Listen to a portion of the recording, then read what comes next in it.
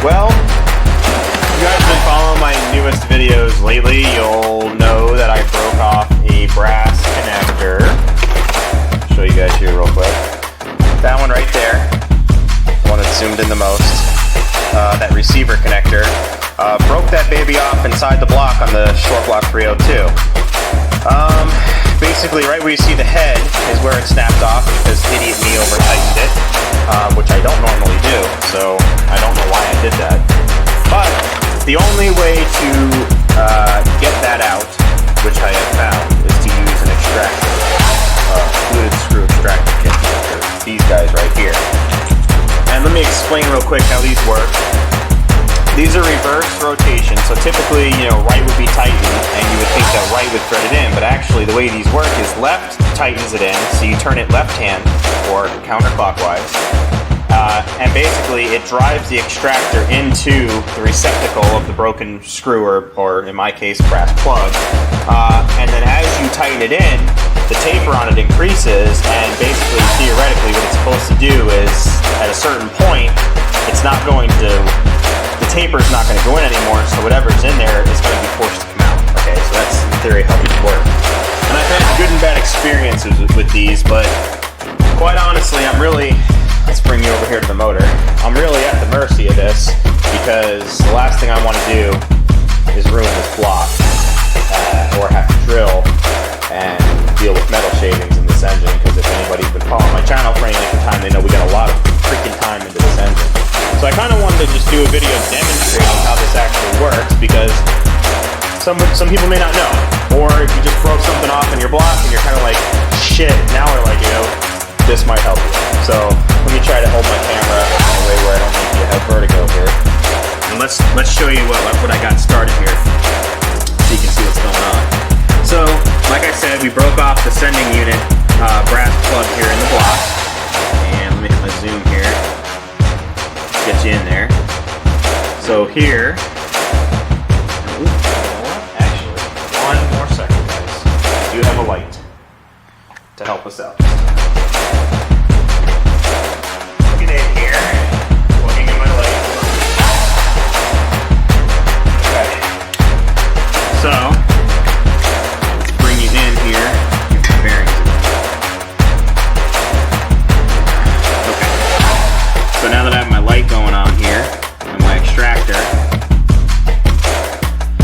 you can see that it's starting to back out the problematic plug that broke off. I'll give this a second to focus here.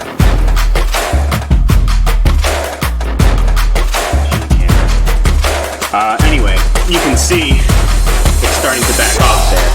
So what I'm going to do is go ahead and try to very creatively tape me doing this. And basically what I have here is my wrench, socket wrench, attached to the extractor because I can't get a drill in here. And honestly, I didn't really want to start spinning a drill this close to the engine. So let me go ahead and zoom in, and I'm going to show you how I back this out. So I'm just turning left hand with nice, clean force on the ratchet. This is not something you want to rush, because at this point,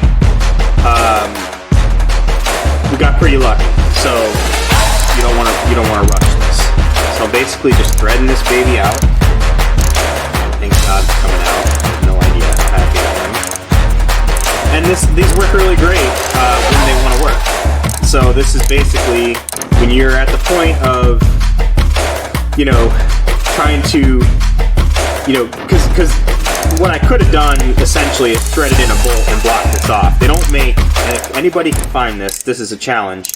Try to find a 3/8 by 16 male threaded brass anything, and I guarantee you can't find it. And if you can, put the link below and prove me wrong, so I know that my nearly 3 hours of searching on Google to try to find something to thread into this wasn't for nothing. And there we go. So let's show you how that worked. There's the extractor inside the brass plug, and there's our hole. Beautiful, ready for the proper fitting that doesn't snap off in there. So there it is in a nutshell. Let me zoom out. Hole is clear. The bastard brass plug is out, and it was all made possible by the amazing spiral extractor. And these oh yeah, I have one more thing I want to notate. These extractors are tempered. They're heat treated, and they're extremely strong. So if you start forcing an extractor in your engine or in anything and you snap it off, you're going to have a hell of a time trying to drill it out, because your drill bit is going to be a softer metal than your extractor bit and then your extractor, and it's going to bring a lot of challenges. So what I'm trying to say here is don't force something that's not meant to happen. If the extractor is going in if it's going in with problems and it's not providing ease, then you're going to want to back off and think of another option before you create an even bigger problem, which is also part of the reason why I decided to do this by hand and not with a drill. So luckily that oil filter down there is in the way where I couldn't use my drill, or else perhaps I would have started trying to use my drill. So anyway guys, thanks for watching the video. About 7 minutes here of explaining how to use this, but I get a lot of good comments on my videos a lot, because people are like, yeah, I really appreciate you taking the extra time, to explain it, properly and to go into detail. So for those of you that don't like the length, tough shit. Anyway guys, thanks again for watching, following, subscribing, all that good stuff, and we'll talk to you soon next time I got some progress on this engine.